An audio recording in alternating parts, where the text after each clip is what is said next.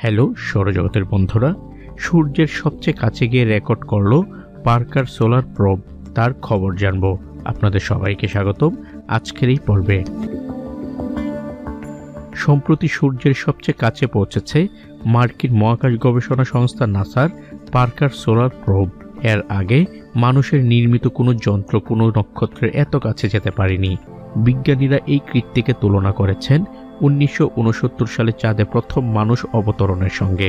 17 December শুক্রবার বাংলাদেশ সময় 11টায় প্রোবটি সূর্যের সবচেয়ে কাছে গিয়ে পৌঁছে। প্রোবটি নির্দিষ্ট স্থানে গিয়ে একটা আলোর সংকেত পাঠিয়েছে। সেই সংকেত থেকেই বিজ্ঞানীরা বুঝতে পারছেন প্রোবটি এখনও ঠিকঠাকভাবে কাজ করছে। মহাকাশযানটিকে এমনভাবে প্রোগ্রাম করা ছিল যে ওটাকে সফলভাবে সূর্যের নির্দিষ্ট দূরত্বে পৌঁছালেই সংকেত পাঠাবে। সেই সংকেতই পাঠিয়েছে গত শুক্রবার। এই সংকেতই বলে দেয় প্রোবটি এখনও কাজ করছে। বর্তমানে এটি সূর্যের 61 লাখ কিলোমিটার দূরত্বের মধ্যে আছে, যা নক্ষত্রের চারপাশে বুধের কক্ষপথের চেয়েও প্রায় 10 গুণ কাছাকাছি। প্রোবটি ঘন্টায় 6,90,000 কিলোমিটার গতিতে ছুটছে। এই গতিতে কোনো প্লেন ছুটতে পারলে 1 মিনিটের কম সময়ে ঢাকা থেকে কানাডায় পৌঁছে যাওয়া যেত। যুক্তরাষ্ট্রের ওয়াশিংটন ডিসিতে অবস্থিত নাসার দপ্তরের মিশন ডিরেক্টরের সহকারী পরিচালক নিকলা ফক্স এক ভিডিও বার্তায় জানিয়েছেন, আমরা আমাদের লক্ষ্য অর্জন করতে সক্ষম হয়েছি। যখন পার্কার সোলার প্রোব এই ইতিহাস রচনা করেছে তখন আমরা প্রোবের সঙ্গে যোগাযোগ করতে পারিনি ঠিকই, তবে নির্দিষ্ট দূরত্বে পৌঁছে যে এখনও প্রোবটি ঠিক আছে তার প্রমাণ ওই আলোর সংকেত। ওটার জন্যই আমরা উদ্বিগ্ন হয়ে অপেক্ষা করছিলাম।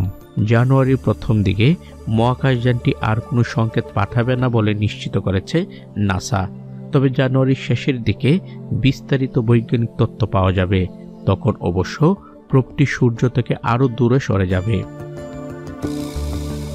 সূর্যের ব্যাপারে সব তথ্য এখনও আমরা ভালোভাবে জানি না। যেমন সৌরপৃষ্ঠ থেকে সূর্যের বায়ুমণ্ডলের তাপমাত্রা বেশি। সাধারণত এমনটা হওয়ার কথা না, কিন্তু কেন এমন হচ্ছে তা এখনও নিশ্চিতভাবে বলা যায় না।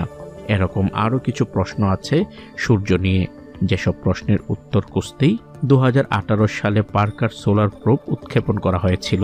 প্রায় 6 বছর পর প্রোবটি সূর্যের সবচেয়ে কাছে পৌঁছালো সম্প্রতি। এ সময় প্রোবটিকে সর্বোচ্চ 980 ডিগ্রি সেলসিয়াস পর্যন্ত তাপমাত্রা সহ্য করতে হয়েছে। অবশ্য এমন তাপমাত্রা যাতে সহ্য করতে পারে সে কথা মাথা রেখে প্রোবটি ডিজাইন করা হয়েছে। হয়তো 2025 সালের শুরুর দিকেই সূর্য সম্পর্কে আরও চমকপ্রদ কিছু তথ্য পাওয়া যাবে। সেসব তথ্যও জানাবো এই চ্যানেলের মাধ্যমে। আপনি যদি মহাকাশ সম্পর্কিত নতুন নতুন তথ্যমূলক ভিডিও পেতে চান তাহলে এই সৌরজগৎ চ্যানেলটিকে সাবস্ক্রাইব করতে ভুলবেন না। তো আজ এ পর্যন্তই, দেখা হবে অন্য এক নতুন ভিডিওতে। ততক্ষণ পর্যন্ত সবাই ভালো থাকবেন, সুস্থ থাকবেন, নিরাপদে থাকবেন। আল্লাহ হাফেজ।